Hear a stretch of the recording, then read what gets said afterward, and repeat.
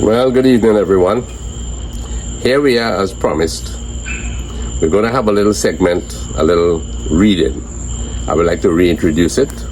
I would like to reintroduce some stories from Lyndon Batisse's Boy Days across the Caribbean, Jewel of the Caribbean. Stories that might, just take up a happy hour. And I myself today, Louise and I, Mama Lou and I, we went out and we did a little shopping. And we observed this, cars and folks and you name it, shopping carts all lined up. So we realized that this is a world that is falling in line with lines. And the name of this story tonight is called The Lineup. The Lineup. It is a true story in parts, and I hope it will bring you a little listening pleasure. So I'll get right into the meat of it. It's called The Lineup, and the main star in it is a young man called Abba. So here we go. Abba spat on the tip of his shoe, a neat puddle of white froth waiting for the next move. Abba stretched his hand, lean and strong, to the side cupboard near his tidied bed. The sheets were pulled taut, the pillows severely fluffed, as though no one had slept on them that night. His worn brown slippers were neatly placed under the chair at the mahogany desk, handed down from his uncle, the woodcutter. In the background, the lantern threw a warm glow that filled the room, filled his heart with expectation. The night songs came floating through the window. You could hear the little seagulls out there, whatever they call them, cicadas. They were out there and they sung. The crickets were somewhere busy in the yard. But it was Abba's night to prepare for the lineup.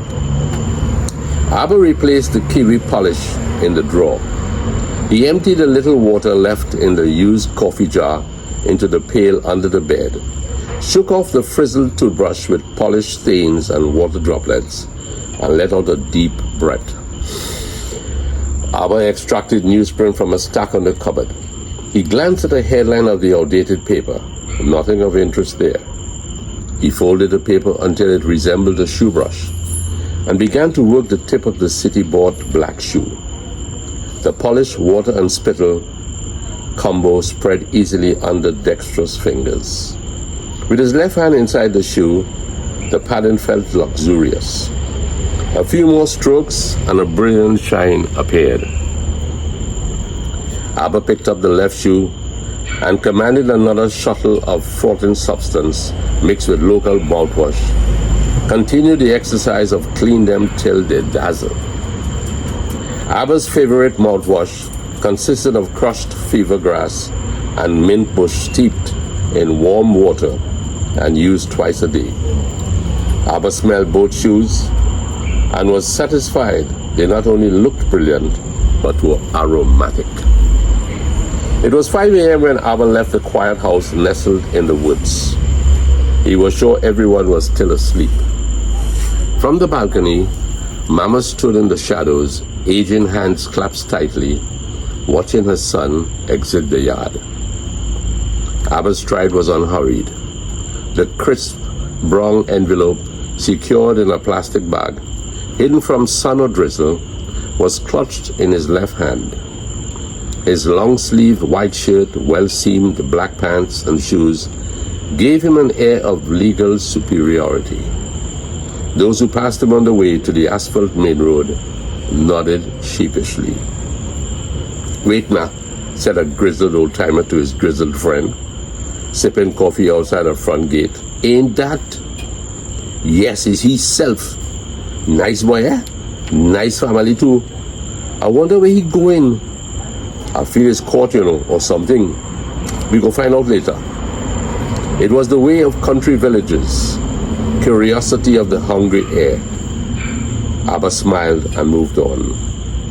The taxi stopped near the old bus terminus. Abba was glad to exit the Cortina, favorite vehicle of the era, along with Zephyrs and escorts. Abba felt the Cortina was too fragile for the road's rough patches and too cramped for muscular folks like himself. Muscular. Abba was surprised to see the human line of hopefuls snaking ahead, disappearing in the distance around the corner facing the roundabout. His heart felt faint. It was now 6 a.m. It promised to be a long morning. Abba stood behind a young woman dressed in striking pink. He felt she should have worn gray, improving her chances. Suddenly, the empty space behind him was filled with white shirts, black pants, and gray dresses. Envelopes were held as if life depended on them. Abba wondered if he had wasted his youthful energy on this mission, prompted by an enthusiastic family member who assured everyone that night that they hiring now. Surprisingly, all eyes leveled on Abba. A hush descended on the room. Abba wanted to scratch the back of his head, but was afraid the movement might be interpreted as disapproval. Fresh out of secondary school and shouldering the prospect of respectability to lift the family name, he was often reminded of other village youths who had achieved notable fame. Some, on the other hand, had fame and fortune, but added flight to it all, migrating to foreign lands, leaving behind broken hearts and broken wishes. Yes, Abba boy, you have what it takes. You have muscle, height, intelligence, and youth. People like you. You have charisma. In case you don't know what charisma mean, it mean yes, a nice personality and that kind of thing. Shucks, man. Uncle Woodcutter was a flamboyant talker. He loved Abba. Abba was a genuine fella, a hardy fella who wasn't afraid of the big black bull which pulled timber in the eastern highwoods, led by himself.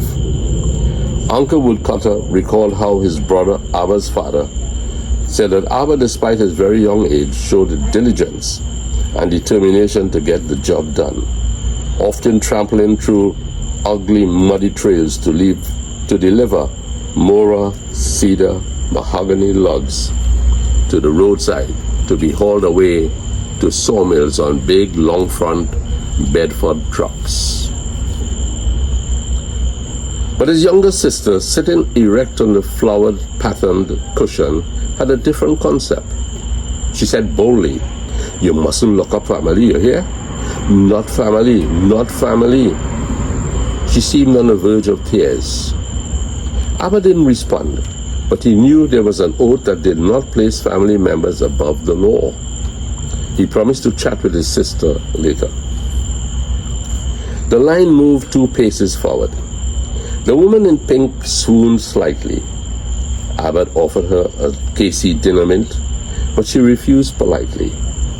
Silence rippled along the line. Abba's thought reverted to the sitting room conversation. The 40-watt ceiling bulb had thrown a weak beam on Abba, and he felt overrated by his family. Yet, he had warmed to the idea of pursuing this new path to the stars. It appeared better than sitting at home, staring at his shoes. Abba patted the plastic bag, now moist with sweat, and clutched under his left arm. The certificates inside boasted of passes in social studies, English, and biology. He wasn't sure how biology would fit into this present scenario. Forensic pathology, perhaps?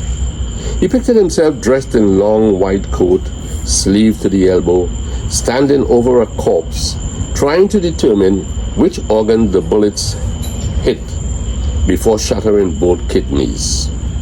The multiple wounds suggested blasts from a shotgun fired at close range. The line crawled forward. Abba doubted biology would be an asset, social studies worse. Abba was really sweating. A trickle ran down his spine. He was sure his white shirt looked untidy. The woman in pink extracted a neat pink handkerchief from a pink purse and mopped her brows. She looked back at Abba and smiled. She had lovely, even teeth. He looked away. He didn't want to be offered the pink hanky. Abba flexed his muscles. The ripples in his bicep pleased him. His earlier years as a woodsman had prepared him for this present course. Athletic to the least tendon, he imagined himself chasing bad guys over high walls and pinning them painfully to the ground. Abba the Invincible. His family would be proud of him. Perhaps he might even attain to commissioner. The line groaned forward. 5 hours had elapsed. Abba regretted leaving home without breakfast. Sada roti, karaili, and saltfish cooked by Ma would have been good. He too had evolved into a fine cook. Everyone knew he was a good cook. Now his goose seemed cooked, especially in this sweltering heat. The line struggled forward. The steps to the blue-painted building came into view. The woman in pink leaned heavily against the hardware wall, still clutching the pink hanky. Abba felt sorry for her. He hoped she would not succeed. She seemed too fragile for what he considered a man's job. Up the steps they moved. Shoulders ached. A burly woman dressed in menacing blue and guarding a heavy burglar-proof door said gratingly, "Enter when I say." Everyone got the message. Abba stood nervously behind the woman in pink. History was about to be made, he thought. The door swung open. The woman in pink stepped in, casting a quick smile at Abba. She delicately waved the pink hanky. "Me next," sighed Abba. "That's it," said the unsmiling officer. 264 required, 264 in. Check for the next date of recruitment. Abba was stunned. At 265, his dream was shattered. Back home, as he walked through the yard, dust had settled muckily on his black shoes. For now, however, he wasn't going to waste more saliva on them. "Ma," he said as he slouched in the armchair, I, never mind," she smiled kindly from the kitchen door. "Disappointments happen. Here, I saved Sada and karaili with saltfish for you. Eat up and never give up." She smiled broadly. Her teeth were white and strong after all these years. My mother, Abba thought, born to protect and serve. He loved her dearly. One day, 30 years later, Abba entered a busy Polori shop in Sandy Grande. At the head of the line was a police officer wearing a holstered gun and bulletproof vest. It was a humid Thursday evening, the atmosphere heightened by the heat of the sizzling oil and yellow balls dancing in the large iron pots. A regular visitor to this establishment, Abba knew most lawmen who patronized the shop. This one was a newcomer, he gauged. He watched as the officer attempted to pay, a neat pink handkerchief slipping from the pocket as a wallet was extracted. Daintily, the hanky floated to the floor. Abba, speechless, fought back the impulse to retrieve the handkerchief. Ever since that morning in the long lineup, pink hankies darted through his mind, taking weird shapes. Once in a dream, they formed a hangman's noose around his neck, and he was pulled through the streets by a woman whose name he never knew, only that she was, to him, a nagging number 264. The officer bent, dusted the pink hanky, and, edging past Abba, cast a curious glance at his towering frame. Their eyes met. She smiled and exited the shop. He watched her enter the passenger side of the police vehicle. She bent to wave at him as she popped a hot Polari in her mouth. Abbott chuckled, turned and placed his order. He knew now those pink hankies would never disturb his sleep again. Well, friends, short story. Hope you enjoyed it. The fact is that short stories can be written by anyone and can be even, it's difficult perhaps to get your stories printed, but YouTube is a very good channel in which you can present to the public a short story. Give it a try. So I hope you enjoy this, and perhaps we'll come up with some more again. Have a pleasant night and pleasant week ahead. Thank you. Greetings from Mama Lou and from Sana.